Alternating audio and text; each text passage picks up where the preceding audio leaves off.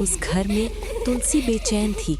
उसकी आंखों में दर्द था और दिल अनजानी धड़कनों से कांप रहा था। धूल से भरा सुनसान गांव, घेरापन, गांव के पीछे फैला अंधरघोर जंगल आज कुछ और ही कहानियां सुना रहा था। अमावस की रात, चंद्रमा गायब, हवा तक जैसे डर से थम गई थी। घर घर की खिड़कियां बंद थी, लेकिन एक घर अभी भी जाग रहा था।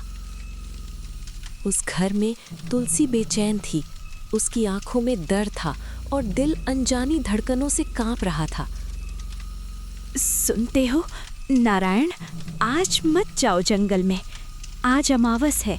लोग कहते हैं इस रात साया घूमता है।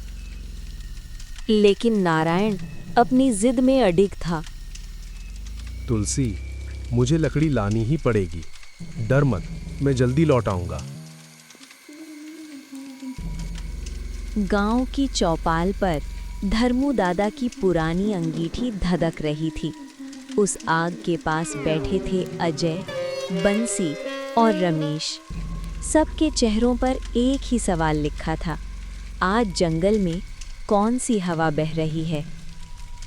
आज जानवर भी अजीब व्यवहार कर रहे हैं।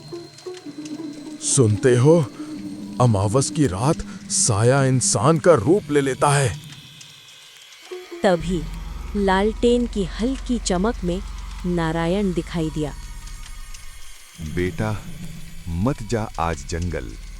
ये रात हमारी नहीं है। लेकिन नारायण अंधेरे की तरफ बढ़ गया। जैसे ही नारायण ने गांव छोड़ा, जंगल ने उसे निगल लिया। हर पेड़, हर पत्ता जैसे उसके कदम सुन रहा हो। हवा बिना चले भी सरसराती थी और दूर कहीं से किसी जानवर की चीखें सुनाई दे रही थी। अचानक पीछे कदमों की आहट। कौन है? सामने आओ। सन्नाटा, सिर्फ सन्नाटा। और तभी अंधेरे से एक आकृति सामने आई। वो तुलसी थी या शायद उसका रूप। चलो, घर चलो नारायण। लेकिन उसके चेहरे की आंखें बिल्कुल निर्जीव थीं और पलक झपकते ही वो आकृति धुंध बनकर उड़ गई। नारायण ने खुद को संभाला ही था कि एक और आवाज उसी के पीछे। नारायण, मैं तेरा इंतजार कर रहा था। धर्मू दादा का चेहरा पिघलने लगा, आंखें लाल, दांत लंबे। ये इंसान नहीं था, ये साया था। तू धर्मू दादा नहीं है? नारायण भागने लगा। साया कभी पेड़ों पर, कभी जमीन पर उसकी हर चाल की नकल कर रहा था और आखिरकार नारायण एक गहरी खाई पर आकर रुका। अब कहां जाएगा नारायण? साया ने अचानक नारायण का ही रूप ले लिया। अब बताओ, कौन असली और कौन मैं? नारायण को अचानक याद आया, साया रोशनी बर्दाश्त नहीं करता। उसने लालटेन जोर से जमीन पर पटकी। धड़ाम! तेज पीली रोशनी फूटी।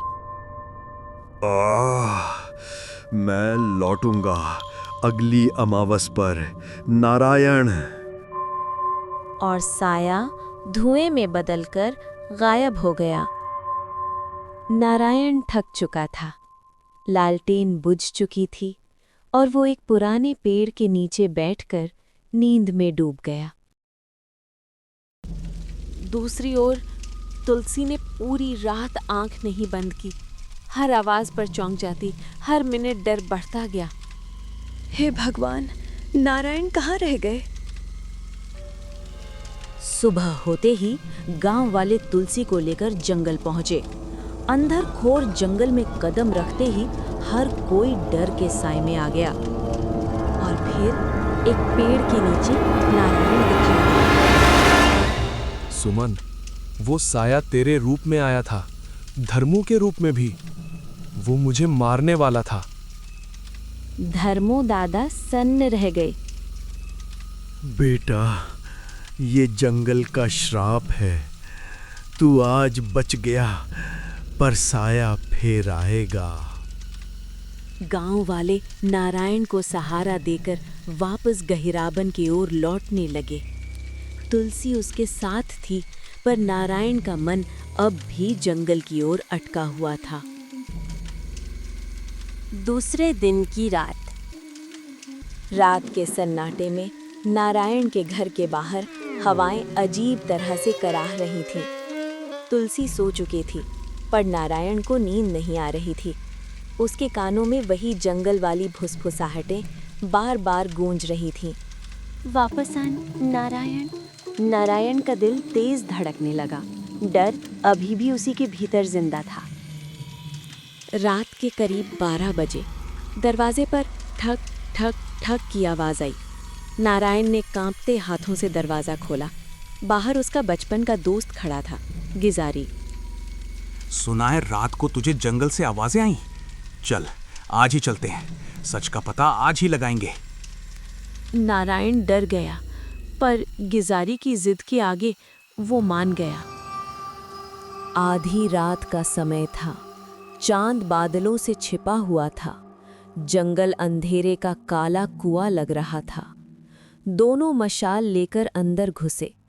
चारों तरफ घना अंधेरा और हवा में जली हुई मिट्टी सी गंध। ऐसा महसूस हो रहा था जैसे कोई उन्हें चुप कर देख रहा हो। अचानक पेड़ों के बीच से फिर वही आवाज आई। आ गया नारायण, इस बार कोई नहीं बचेगा। गिजारी ने मशाल आगे बढ़ाई। कौन है? सामने आ। लेकिन हवाओं में सिर्फ फुसफुसाहट घुली थी और कदमों की नर्म धीमी आवाज। अचानक एक काली लंबी परछाई पेड़ों के बीच से निकली और गिजारी पर टूट पड़ी। गिजारी जोर से चीखा, नारायण भाग! परछाई उसे घसीटकर अंधेरे में ले गई। नारायण हक्का बक्का डर से जमा हुआ था और फिर वो जान बचाकर भागा। नारायण घर की तरफ नहीं, सीधा गांव वालों के पास दौड़ा। सांस टूट रही थी, आंखों से आंसू बह रहे थे। वो गिजारी को ले गया। वो जंगल में चीख रहा है, जल्दी चलो। गांव वाले मशाले लेकर दौड़े। हर कोई डरा हुआ था, लेकिन गिजारी को छोड़ना किसी के लिए मुमकिन नहीं था। जंगल में वही जगह, वही सन्नाटा, लेकिन इस बार पेड़ों के बीच गिजारी पड़ा था। उसका शरीर अधमरा, कपड़े फटे हुए और चेहरा जैसे किसी ने डर से जकड़कर मोड़ दिया हो। गांव वाले ठिठक गए। किसी को भरोसा नहीं हो रहा था। नारायण जमीन पर गिर पड़ा। उसके हाथ कांप रहे थे, आंसू रुक नहीं रहे थे। गिजारी, तू मुझे बचा रहा था और मैं कुछ नहीं कर पाया। नारायण जोर जोर से रोने लगा। गांव वाले उसे संभालने की कोशिश करते रहे, पर नारायण की दुनिया वहीं टूट गई थी। लेकिन जंगल की हवा अचानक ठंडी हो गई। अंधेरा और गहरा पड़ा और ठीक पेड़ों के बीच वही आवाज फिर आई। अब भी खत्म नहीं हुआ नारायण।